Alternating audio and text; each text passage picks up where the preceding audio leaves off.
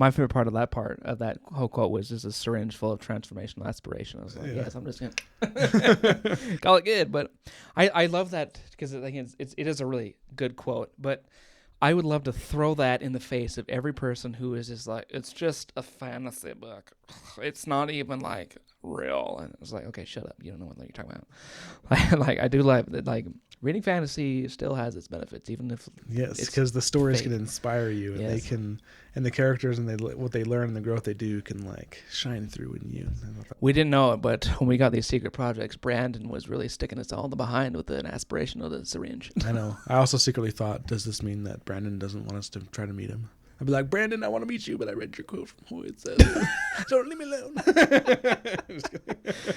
I'm sure he wants us to be respectful of his boundaries, but meeting him at Light Dragon still is fine. Oh, I did really like that. That was a really good spot. And so that pretty much precludes everything that they just said. Like the Dream Watch is not what Painter expected at all. Mm-hmm. And he essentially gets dusted off, and they're like, yeah, whatever. Yeah, I was thinking when I finished this chapter, like, oh, I wonder if Painter will become an actual Dreamwatch painter after this. But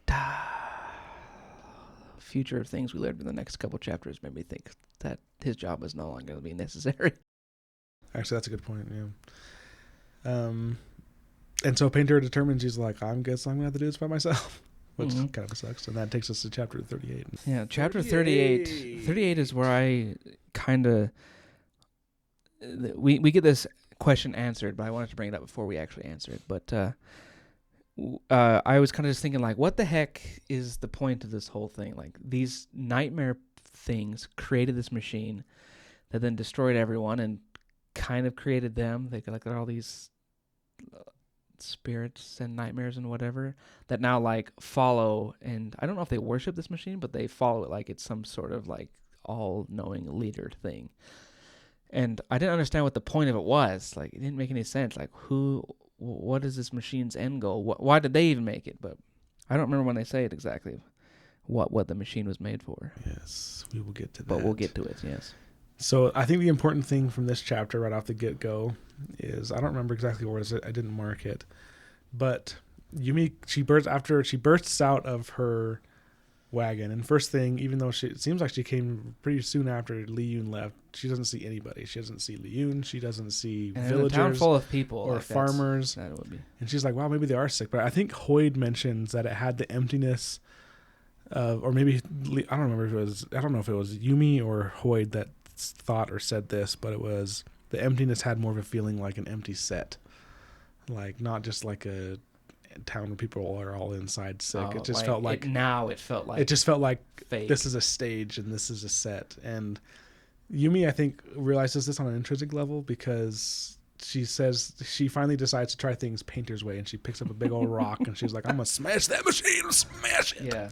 And this is another thing that brought up something with me that immediately was like, that's not what it is. I thought it was like, oh, maybe there is only one machine. Maybe that her smashing it will work, but alas, it kind of did work, I guess. So, kind of. But Yumi discovers, I don't know if she does this intentionally, but she is able to go through walls, and so she just starts walking through walls. She seemed to know she could do it now, because she went right for it. She didn't hesitate or anything, yeah. So I think she's starting to realize, like, 1,700 years, like, is starting to come through, and being her connection with Painter being the catalyst. Yes. But yeah, she finds the machine. She runs forward and just starts smashing the crap out of it. And right off the bat, I'm like, okay, well, they're not trying to stop her. Yeah, I think we didn't mention that. Like, they're not doing anything. The scholars were in there, and they just kind of watched her or whatever. And then when she's done, she smashes the crap out of the control panel.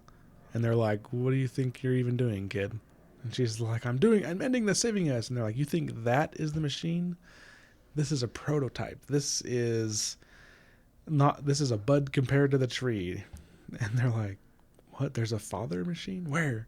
And then she writes us that it's in Torio City.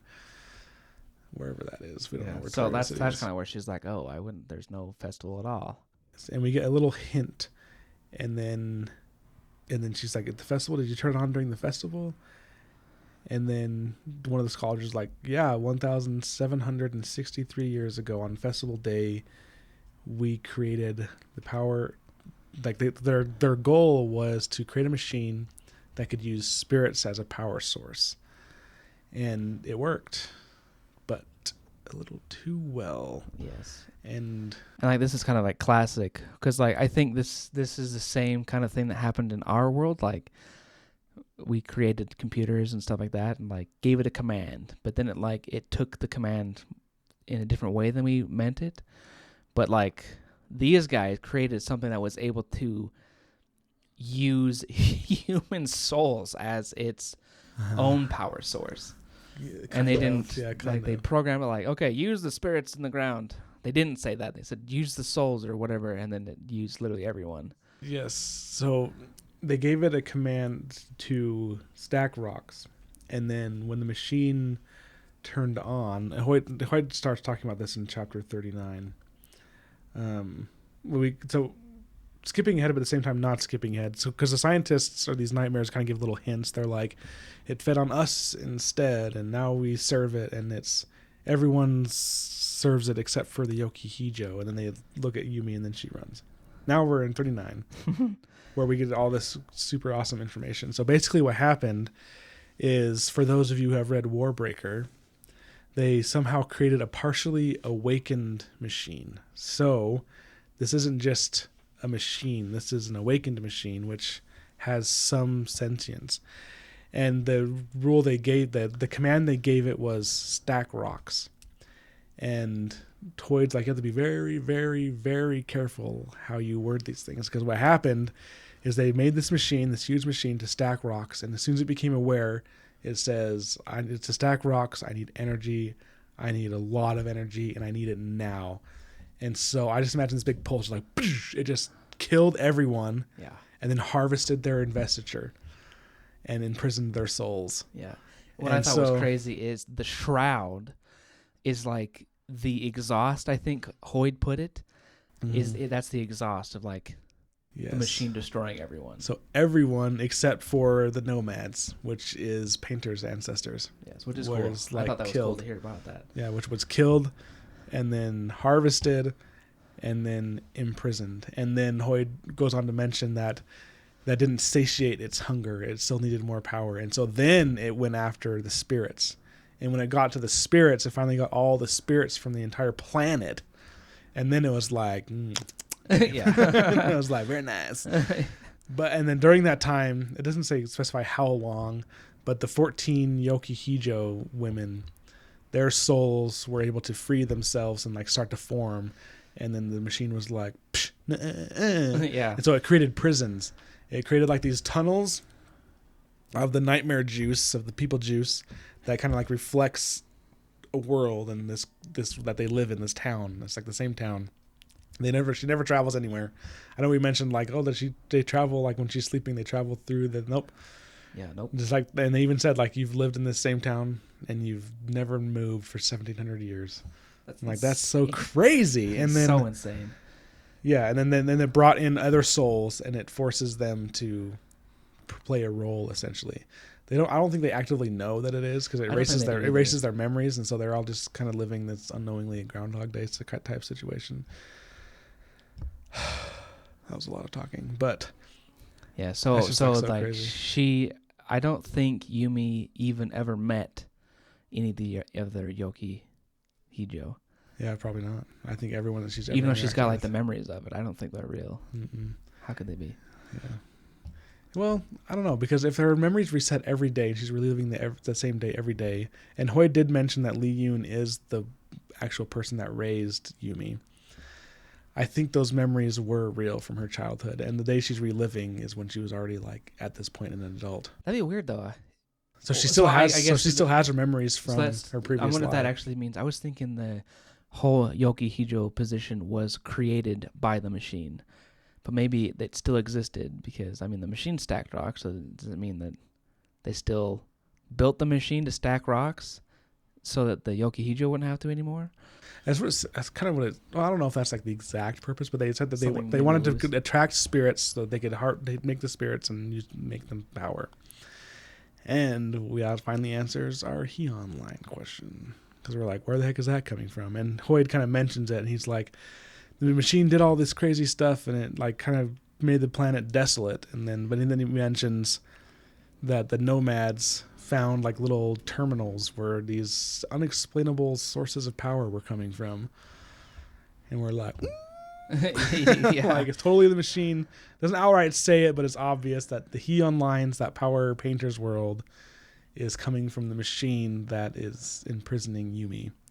Yeah. Which makes me think, if they are able to defeat this machine, that means Painter's world is also going to be 100% without power and maybe go through its own end of world type situation.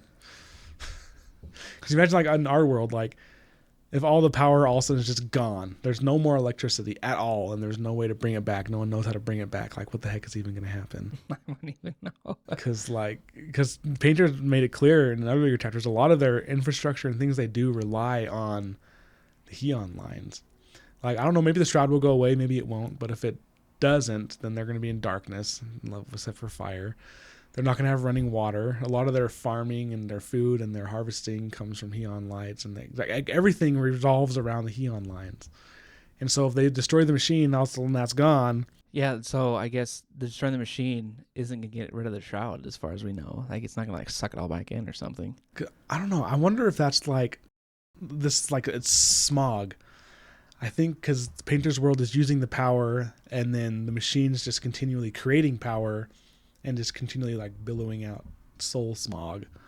Like the Heon lines are creating exhaust too. Yeah, soul smog. Yes. Well, hopefully, if they do end up having to shut down the Heon lines, they get those astronauts back first.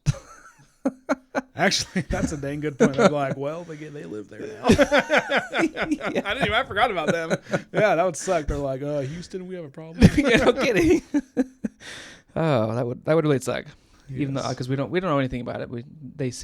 Those 4-armed aliens seemed nice enough, I guess. We don't know if they're hostile or not, but. And we also get kind of like a sad insight into the nightmares. I was kind of like, oh, that kind of freaking sucks. So the nightmares that are in Painter's world are the actors in the Yokihijo's prison. And what happens at night when the Yokihijo is sleeping, the machine stops exerting so much will and control over those souls. And so they break free and they wander, and they don't really remember anything, like, because they don't have the soul strength of a Yokihijo. And so they're just like lost, and they don't know what they are, who they are, but they just, and Hoyd described it as they just crave life. And so they're just wandering. I'm like, oh, it's such a terrible existence. And then they find Painter's world, and they find dreams, and they feed off of it, and they start to become something. And then painters find them and paint them, and they banish them back to the Shroud. And when they get banished, the machine grabs them again and forces them back. And so I'm like, Painter's people is essentially helping the machine imprison Yumi. Yeah. Oh, which really sucks. But I like how it explained what it was that the nightmare people were so attracted to from like living people. It's like the powerful imagination is what like draws them, which I thought answered a question as like to why kids were generally the ones that were targeted, is because like I think that would explain it for sure. Yeah, like kids just naturally have a much greater imagination than adults do. But I mean, like there's still adults, maybe like that old lady that Yumi first ran into, or with her first nightmare. There's still the adults who have like, you know, good imaginations. Maybe that lady was an artist herself or something, or like a playwright, or she could have had any sort of job that made her like imagination have to work. True. I just thought that was a really cool little bit of insight, I think, to why these nightmares come into town and such. I kind of want to back up what I said earlier about it being soul smog, the Shroud, because I just saw this part. But it says that the result was a Shroud.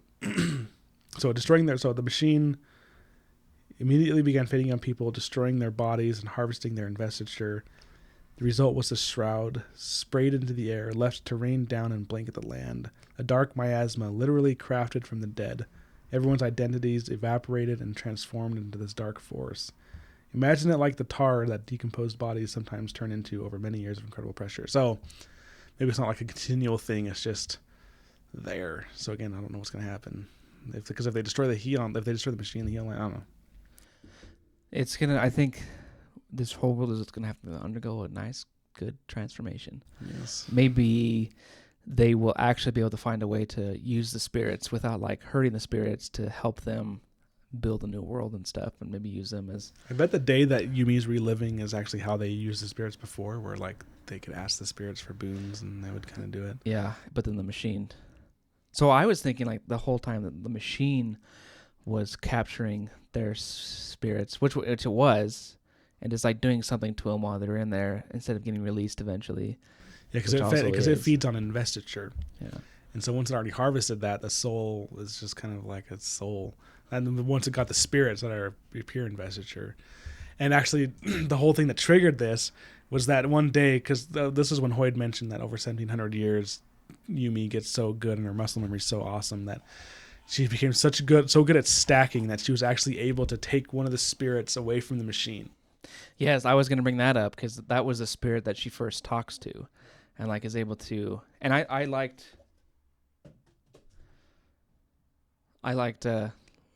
getting that spirit's side of the story type of thing.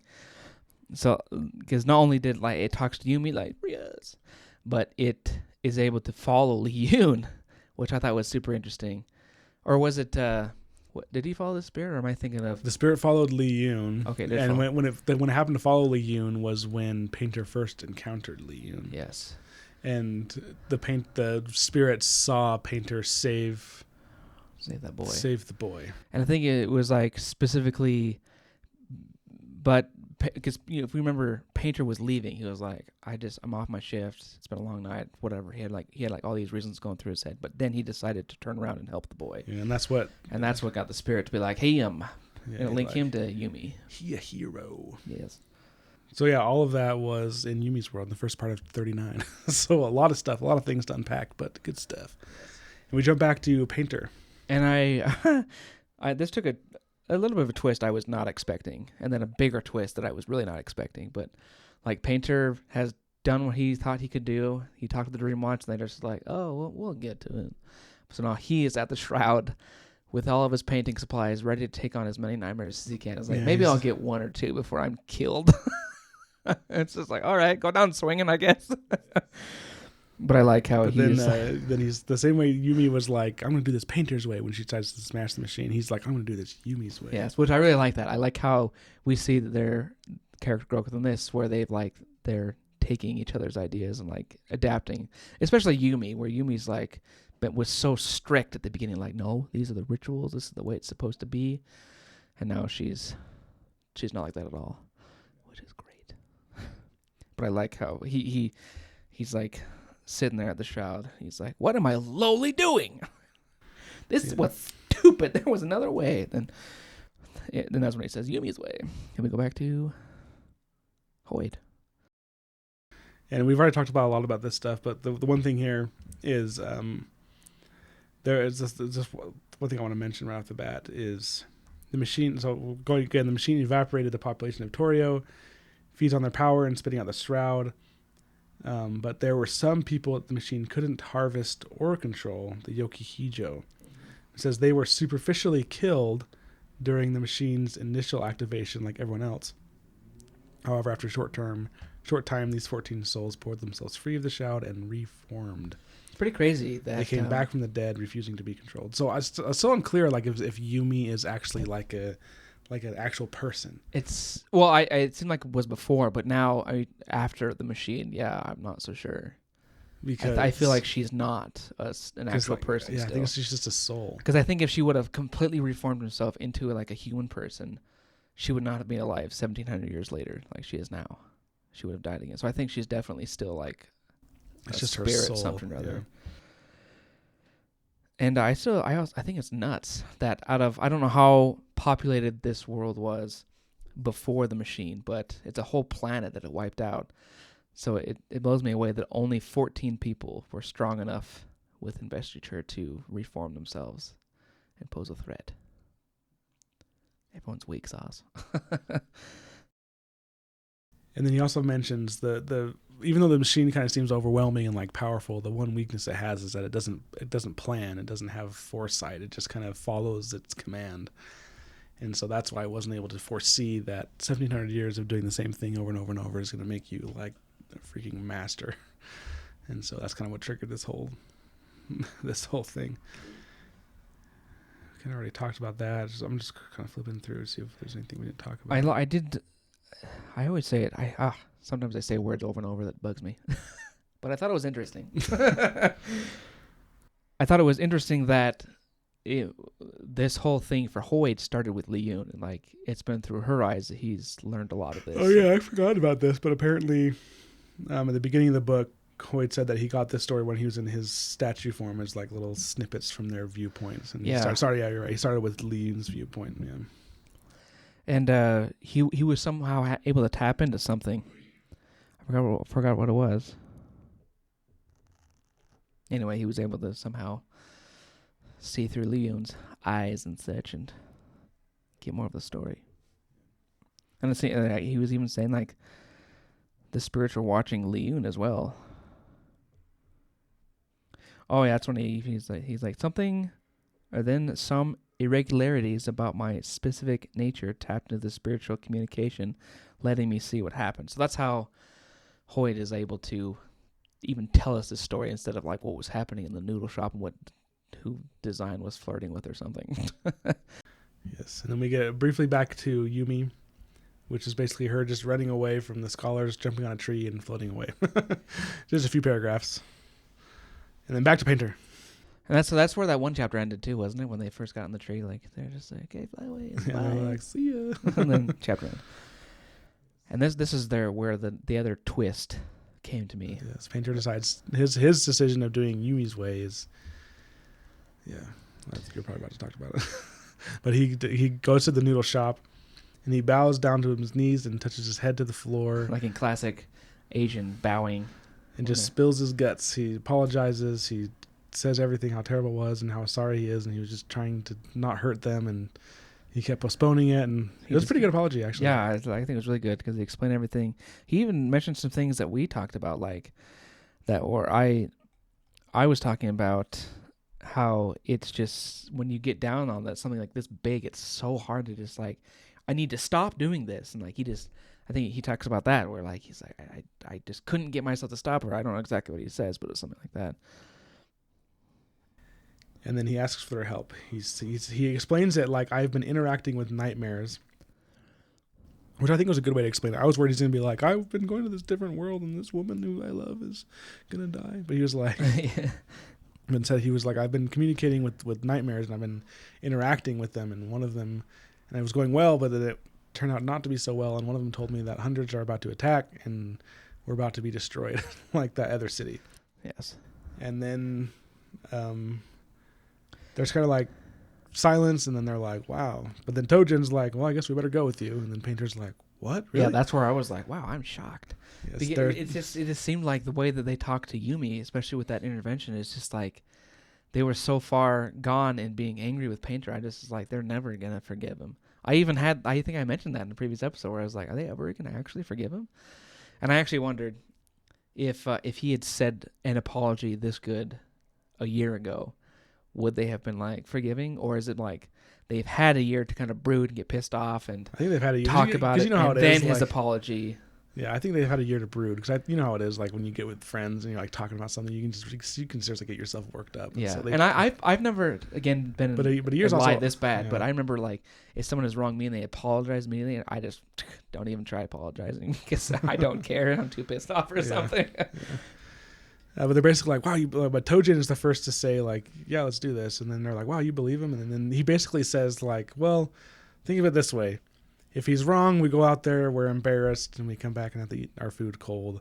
But if he's right and we don't go, we're all dead. And so the risk is worth going. And they're like, okay, yeah. And then Tojin's also like, he says to Sailor, but he's like, the other night when the stable nightmare attacked, he said, I thought I saw you. And so he's kind of like, his faith is kind of being restored. And it turns out they all have friends that owe favors and that will come. And so they're able to summon everyone. They say that they're going to summon about 30 or so painters to fight 100 nightmares, which it's better than just Painter by himself. But it's not the best odds, especially if they're like rampaging, insane. Yeah. But I guess we'll see what happens. Yeah. Hopefully. I was surprised in one thing with this apology. whatever, is I was expecting him to be like, Yumi's in trouble, to kind of help get them to help him, because be like, oh no, Yumi, we love Yumi, she's perfect, type of thing. But Sure, they haven't even brought up he Yumi. didn't even bring her up. Which maybe he decided not to do that because it would be super weird to be like, well, I woke up one day and it was a woman's body, and then we took a bath together, and I had to stack rocks, and then, it's like that rambling crap, like that wouldn't have done any good. They'd be like, shh, go. Oh, I did like how we get to hear more of Tojin's side of the stable attack, the lean attacking Tojin and Akane.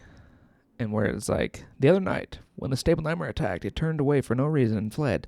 When it did, I thought for the briefest moment, I saw you there. And like, he kind of gives this little spill, like, I should try to be like you, because you're in this job for the right reason, type of thing. And the big thing that I really liked, because this is kind of what I felt like we were talking about when we learned about Painter's lie. And he says, there are worse lies to tell. It's like, now you say it, because freaking finally.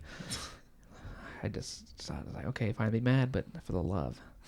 He didn't go, well, in my opinion, he didn't like ruin their lives. Their lives were ruined before they even knew they were ruined. That's true. And anyway, I do also like how the chapter ends, because Tojin kind of makes him an honorary Dreamwatch painter. Because he's like, let's see how many companions we can gather for you. Classic end of book cliffhanger. Yeah, sorry we have to leave this episode at that. We don't know what's going to happen.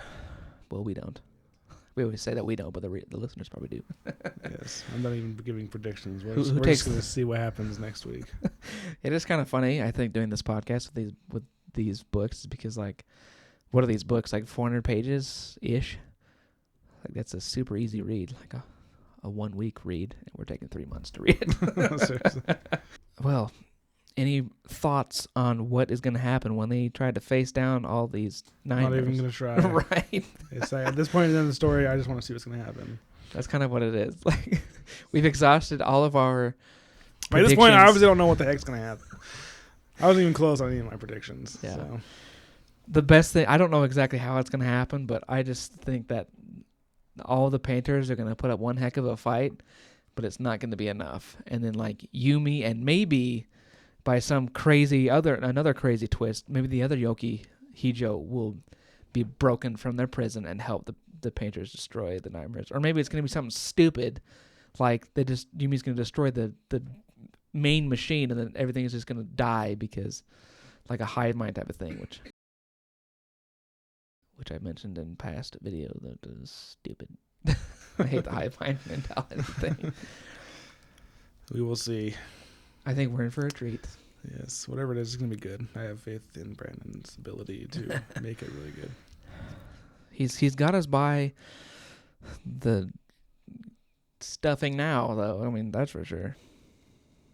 I also wonder if this is going to kind of end similar to how Tress did, where Hoyd didn't even really play a part at all until the very minute. Yeah, that's still another possibility. Maybe Hoyd is got going in to the pull way up something. Yeah, kind of saved the day a little bit. Yeah. So maybe he'll jump in a little bit. This one definitely feels different now, though, just because Hoyd was more so in the story, and like Tress knew that Hoyd could be of help if they could just cure him or whatever you wanted to call it. But like this one, like Design is the only one that knows who Hoyd is, that the statue in the corner with everyone's coats is actually a person and not a statue. So I think it's going to be like one of those things where they're going to be like, oh, Design, you were serious? That was a real guy? We were hanging our coats on? We're sorry. Well, next week is our last episode for Yumi the Nightmare Painter.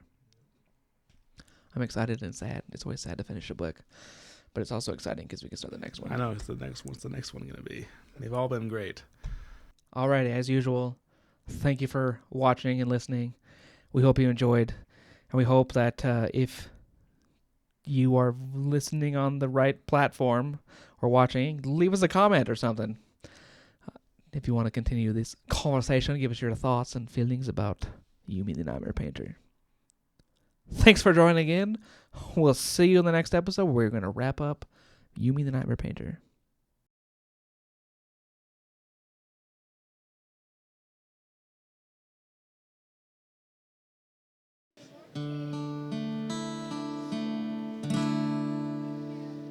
It's over.